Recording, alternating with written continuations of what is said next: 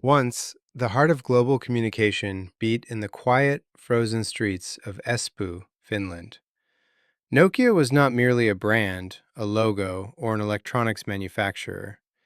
It was the unshakable empire of global technology, a nation's economic miracle, and a symbol of trust carried at the fingertips of billions.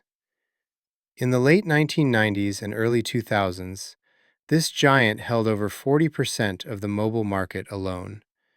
At that time, Nokia's power was so absolute that competition seemed irrelevant. Every device they produced, from the legendary 3310 to the Business Essential Communicator series, was the gold standard of durability and excellence. Nokia had fulfilled its promise of connecting people, but this unparalleled success was simultaneously laying the foundation for a slow-growing blindness and arrogance within the company. Inside the boardrooms, a comfort born of victory prevailed. They assumed the future would remain in their grasp, just as the past had. Yet, like every empire at its zenith, Nokia stood on the precipice of internal decay and the silent storm of a changing world. They had connected the world, but they had lost sight of where the world was running. Everything changed irrevocably on a cold January day in 2007, on a brightly lit stage in San Francisco, when Steve Jobs introduced the iPhone to the world. At that moment, for many Nokia executives, it was merely the demonstration of an expensive and fragile toy. Finnish engineers analyzed the new device and ridiculed its technical shortcomings. Poor call quality, short battery life, and the absence of a physical keyboard. Their mindset was rooted in a decades-old hardware philosophy. A phone had to be rugged, the antenna had to work everywhere, and the buttons had to feel tactile. But the world was entering the era of software. This new age, led by Apple and later Google's Android, redefined the phone not just as a communication tool, but as a computer in the pocket, an ecosystem, and a way of life. Nokia's Symbian operating system, meanwhile, had become a labyrinth, outdated, over-engineered, and too heavy to meet the speed of modern applications. While it took weeks of time and thousands of lines of code to make an app work on Symbian, the process took mere days for competitors. Nokia had become a prisoner of its own internal bureaucracy and past triumphs. The collapse did not happen instantly. It was a slow and agonizing fragmentation. The company's internal culture had shifted from creativity to a focus on fear and the manipulation of figures. Middle managers hesitated to bring bad news to leadership because failure was not an option at Nokia. This positivity trap led to the concealment of the real situation. Engineers saw the disaster in the software, but top management still lived on the inertia of sales figures. They remained market leaders until 2010, but it was like a hollowed-out tree still standing. At the first sign of a storm, that tree was destined to fall. While Apple expanded its perfect walled garden and Samsung attacked with the agility of Android, Nokia was still debating internally which strategic path to take. Innovative systems like MeeGo were developed, but internal intrigues and a sluggish decision-making mechanism prevented these projects from seeing the light of day in time. In February 2011, Nokia's new CEO, Stephen Elop, issued his famous Burning Platform memorandum.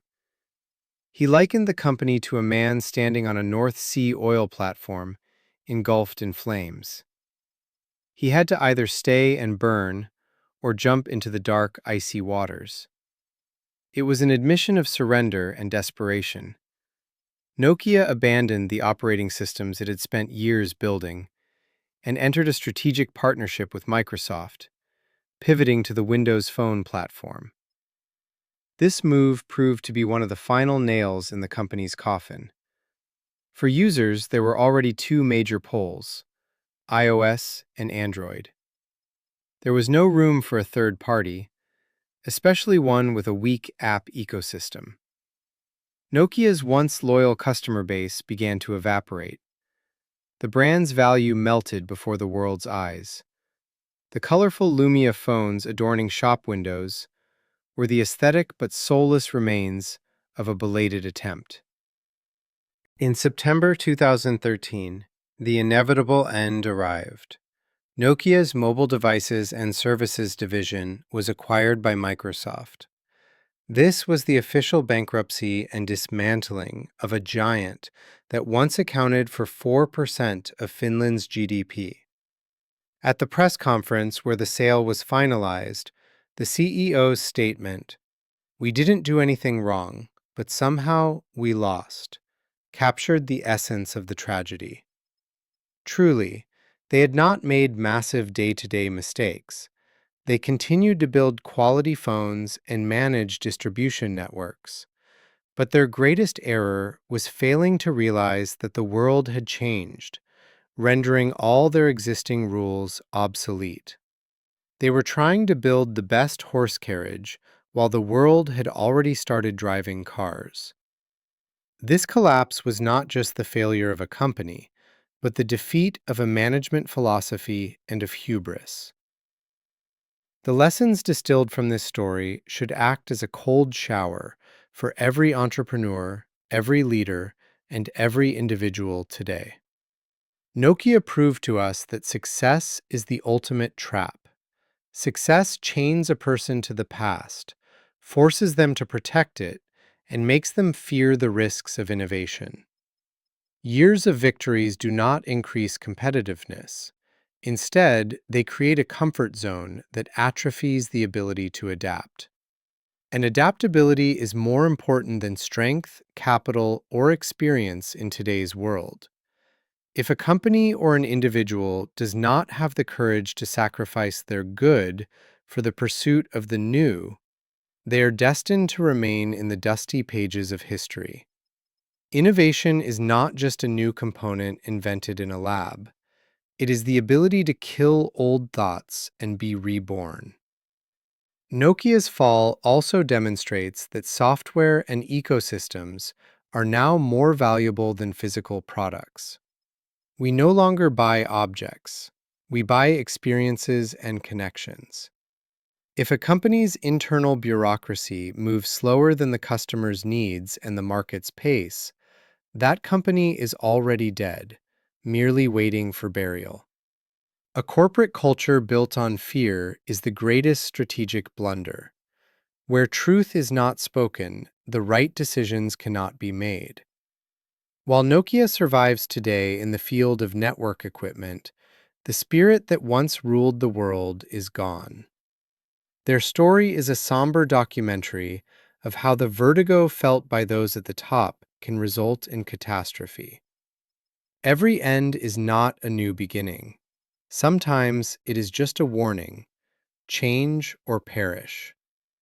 You can build the sturdiest phone in the world, but if that phone no longer touches anyone's dreams, it is just a piece of plastic and metal. Technology that has lost its soul is destined to sink with its owner. This dramatic saga remains one of the greatest lessons in technological history. The throne Nokia vacated now belongs to others, but those sitting on it know that one day they may face the same threat.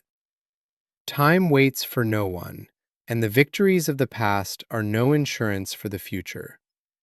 Anyone who cannot catch the rhythm of a changing world, no matter how great they are, will eventually vanish into silence. Nokia's silence is the loudest warning heard in the tech world today. Within that silence are the echoes of lost opportunities, wrong decisions, and delayed steps.